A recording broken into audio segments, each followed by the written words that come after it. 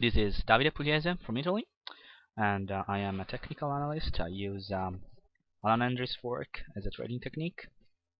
This stuff is not my invention. It comes from Alan Andrews, George Marshall, and Roger Babson. So I learned this stuff from Timothy Morge and from Paul Kogan, basically.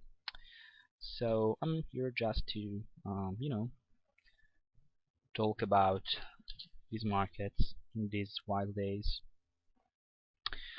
with all the mess that is happening in Libya and. So let's see what we have here. Here you can pretty much see that support became resistance. Here we have a downsloping line that tells us don't be too bullish. So you can see price started to roll over.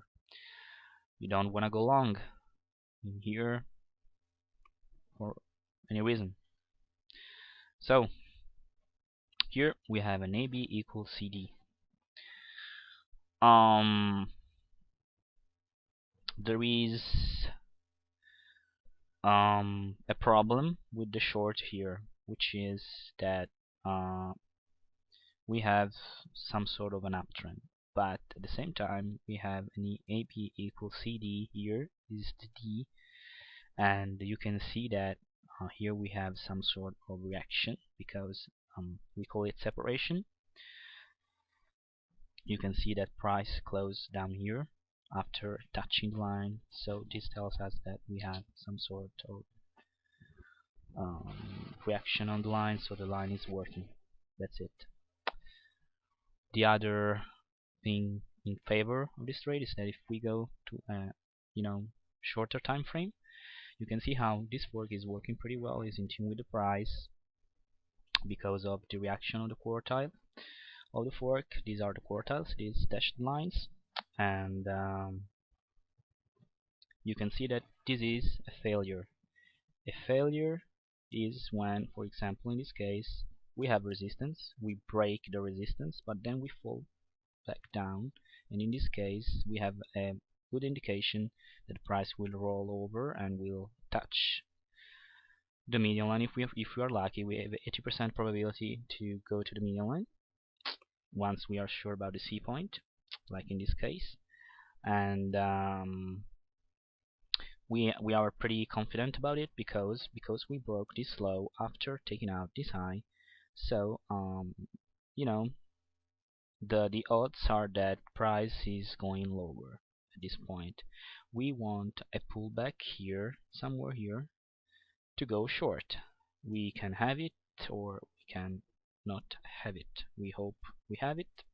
So let's watch the market. In the end, the market does what it has to do. We can tell the market what to do. So we have to live with it. We can just try to get the odds on our favor, and that's it. So let's look at another vehicle where we have something cool. I tried to go long here, but it was the night. I couldn't put my hands on the market, and now we have this. So what we can see here is that support became resistance, and then support again. So this is a switchback. In this case, this is bullish. So you want it to enter here, stop loss below here or below here, even better, and this is it. Look, you can pretty much check with this instrument, with this tool, the reward risk ratio, and this is it.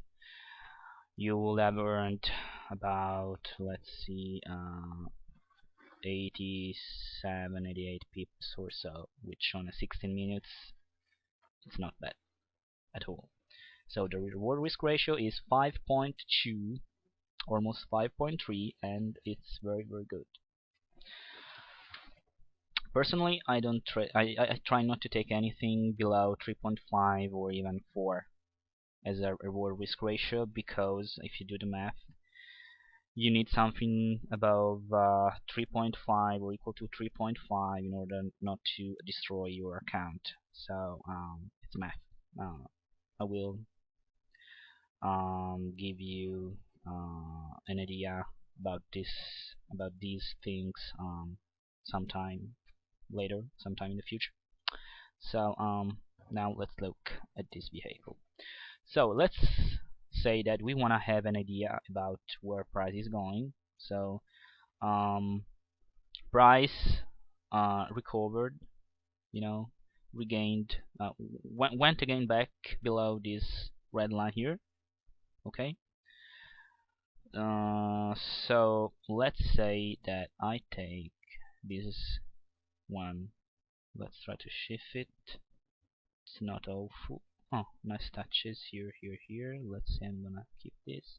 So this is the area where price can go, and I am bullish on this because if you look at this picture here, what they did was kind of a wash and rinse. This to me is a change of behavior, is an initial change of behavior, because look, this is like what Morge calls a pendulum. Okay, sorry for the interruption. So this is a change of behavior because price, you can see it's like a pendulum. We have reaction, then back down, reaction, back down, and now we broke. We broke it. So this is some sort of an indication that price is giving us, so to speak, and you know, it's saying the trend is not down anymore, because here we had some sort of a downtrend. So price should go about here, might exceed also the green line by a tad bit or whatever, but to me we have at this point the beginning of a new uptrend. We took out this high, this high, this high.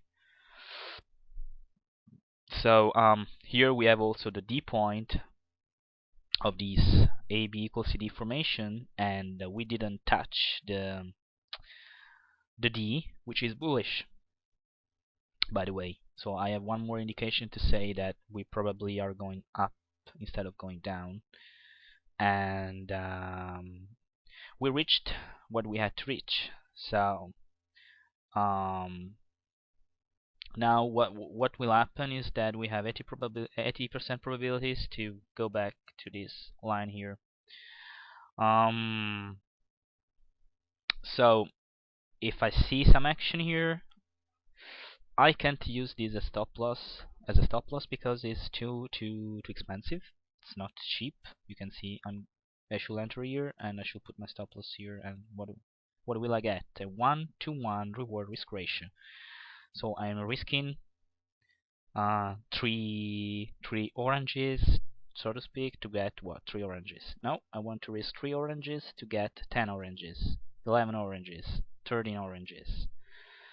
And I can say that it's easy, so to speak, not always, but it becomes easy to apply this principle to trading in life. It's more complicated than that. I wish I could apply this principle to other stuff than trading. So let's look at another vehicle. Look at this, for example.